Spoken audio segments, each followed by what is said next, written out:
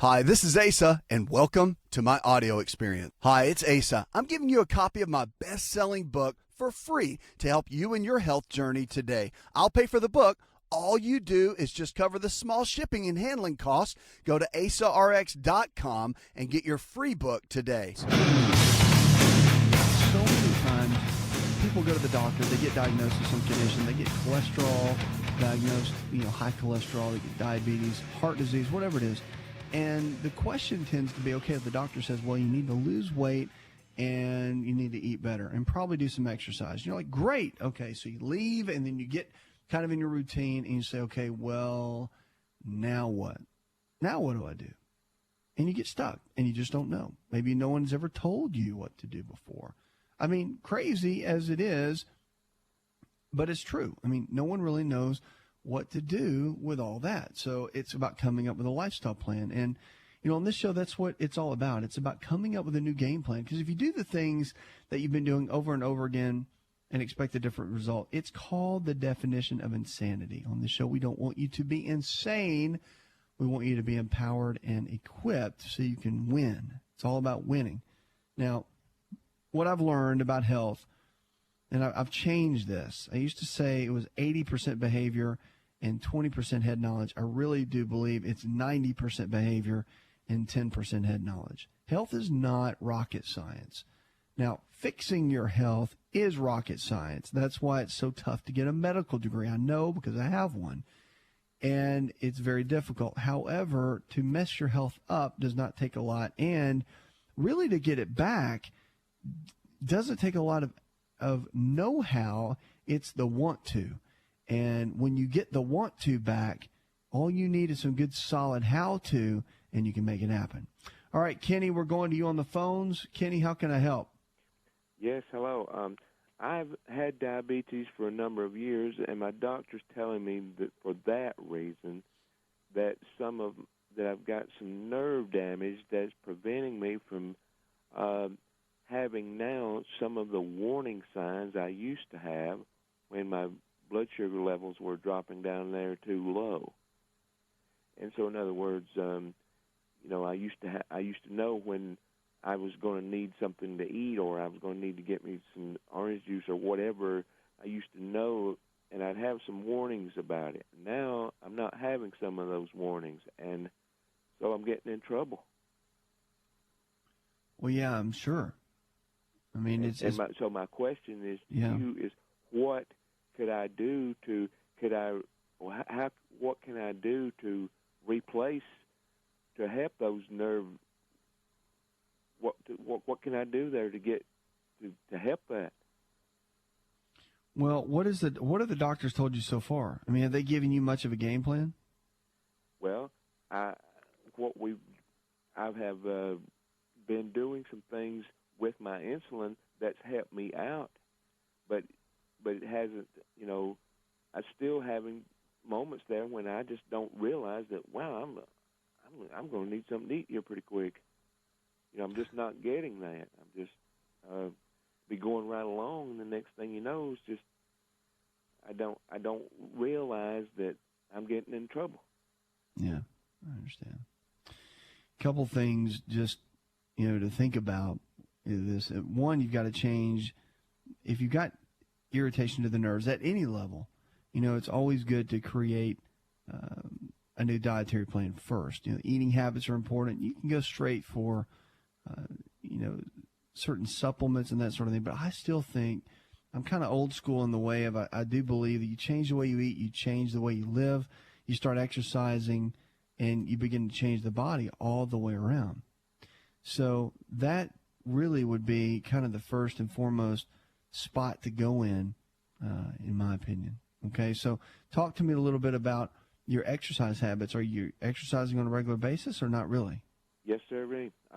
I ride a bicycle 5.3 miles every morning, and when I finish doing that, I walk 2 miles. And I'm averaging 6 days a week doing that. I weigh 152 pounds.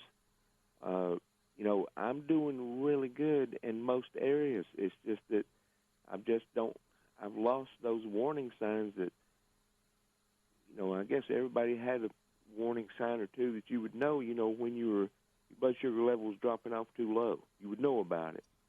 And Yeah, now I don't know. And it ends up,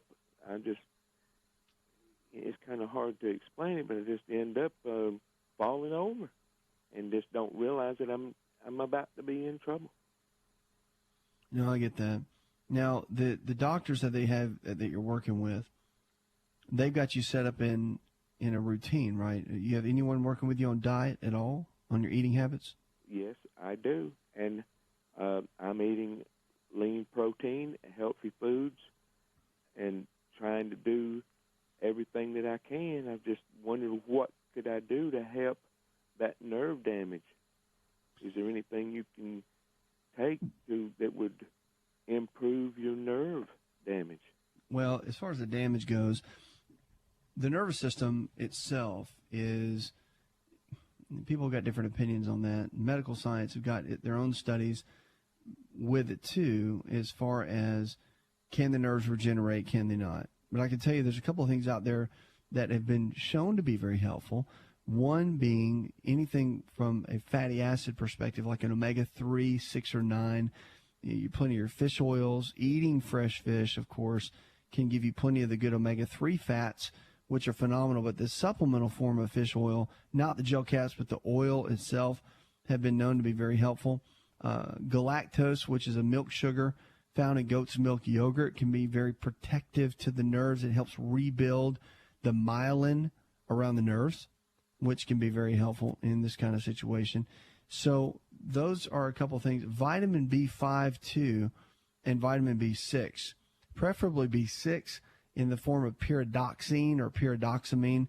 That is just so you know, that's a water-soluble vitamin, so it goes in and out of the system very quickly and very efficiently. And you can get it in a lot of fruits and vegetables.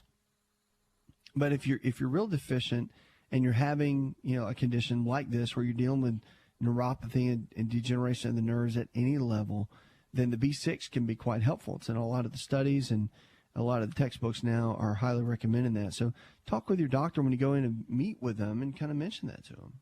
It's a really good way to go. B6 can play a big, big role, bigger than you think, really, in these kind of situations. So that's a big one. But yeah, I mean, as far as being protective to the nerves, that's the key. Because sometimes once you get into the neuropathy phase, some things potentially are not able to regenerate. But if you're in a place where you can, get stable on a regular basis and get good nutrition, I'm sure you got that person working with you from a nutritional perspective, and you can get things lined up, it can be a big key. So a couple things to think about along the way. All right, 888-283-7272. Lines are open with questions about your health. Check us out on the web. Send me an email. I'll be glad to make it part of the show. We're going to go now over to Jack. Hi, Jack. Welcome to the show, man. I have a question regarding prostate care, and I was wondering if you could get some information for me about that. Okay. Well, prostate issues, big one. I mean, with guys now, we're seeing it more and more. It's the same as you have with women and with breast cancer. I mean, it's the one thing that guys tend to be concerned about, and it's the one thing that seems to hit guys on a fairly regular basis. We're seeing it more and more as time goes on, that's for sure. But prostate issues, one, to keep kind of a good protective around it, is there's a couple of natural things you can do. And a lot of the studies out there will talk about things like saw palmetto. There's a big debate on testosterone levels and if you should even have higher testosterone levels or keep them low. Most of the traditional therapy right now will go after your testosterone levels if you get diagnosed with any kind of prostate issue and lower it. And the thought is there's a byproduct of testosterone and how it gets metabolized in the body called DHT, or dihydrotestosterone. And when that gets low, then the incidence of prostate cancer goes down. If DHT goes up, and conversion of your own testosterone into DHT, then the risk of prostate cancer and prostate issues goes up. So DHT is the one you got to be really careful with and monitor it. And they can do a blood test to find out exactly how much DHT you have going on in your body.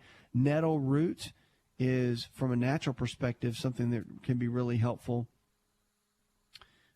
for that sort of thing. And then also you might want to look into, of course, if your doctor is working with you on it and you want to go the medical route, anastrozole is a blocker that can be helpful. Proscar is another one that can be very helpful too, and widely used actually, for swollen prostates. It's the same drug that Propecia was derived from, which helps with male pattern baldness. But again, male pattern baldness is due to DHT. So that's why the two drugs work hand in hand. Swollen prostate, you probably got a receding hairline at some level, or you're dealing with it at some level. So the two definitely go hand in hand. Something to keep in mind and to keep an eye on for sure. Prostate health, zinc, avocados. Remember, beta-cytosterol found in avocados, extremely healthy for the prostate. A lot of great things you can do. Stay off the bike if you've got a swollen prostate. Riding a bike or cycling can really add to the area and being kind of affected. So we're going to get into more health topics when we come back. A little bit more about weight loss and hormones, but also questions about your health. You give me a call right now if you want to talk about something about you, your family member, a coworker, or loved one, so you can empower their health. You give me a call. Back to the phones when we come back. 888-283-7272. You're listening to Healthy Talk Radio.